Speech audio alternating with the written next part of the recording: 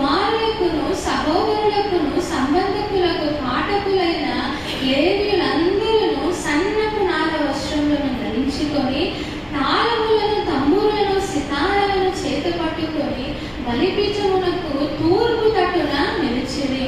వారితో కూడా బూరలు ఊదు యాజకులు 120 మంది నిలిచిరి. బూరలు ఊదు వారును పాఠకులను ఏక స్వరముతో యెహోవాకు కృతజ్ఞతాస్తుతులు చెల్లించుచు గానము చేయగా యాజకులు పరిశుద్ధ స్థలములో నుండి బయలు వెళ్ళి ఆ బూరలతోనూ తాళములతోనూ వాద్యములతోనూ కలిసి స్వరమెత్తి యెహోవా దయాళుడు, ఆయన కృప నిరంతరముండునని స్తోత్రము చేసిరి. అప్పుడు ఒక మేఘము యెహోవా మందిరము నిండా నిండెను.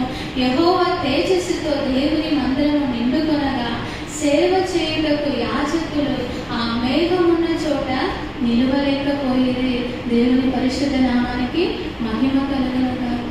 ఇక్కడ ఆసాపు, అక్కడ ఉన్న యాజకులు లేవీయులు అందరూ కూడా సన్నపు నార వస్త్రములు ధరించుకుని అప్పుడు సొలొమోను దేవుని కొరకు మందిరము కట్టబడినప్పుడు ఇదే జరగడం. అక్కడ యాజకులు ఆసాపు అందరూ సన్నపు నార వస్త్రాలు ధరించుకుని తాళములను తంబూరలను బూరలను ఊది